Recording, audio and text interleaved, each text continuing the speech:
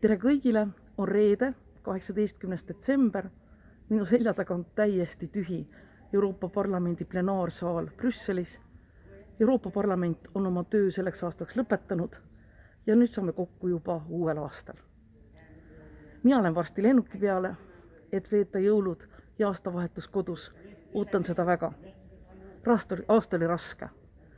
Ta oli raske igale ühele meist.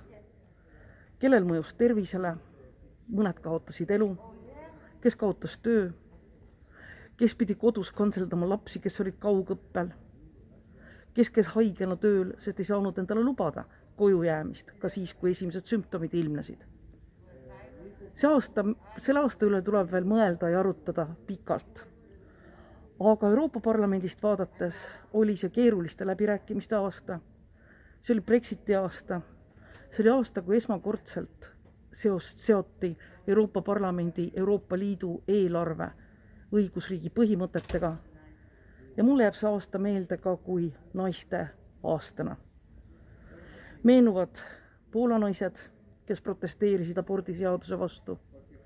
Meenuvad Valgevene naised, kes tulid tänavatele tankide vastu.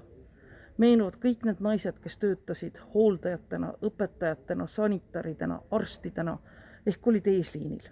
Jah, nad olid seal koos meestega, kuid arvuliselt on neid rohkem ja kriisiolukorras vist paratamatult kannavad naised ka natuke suuremat vastutust selle eest, mis toimub kodus.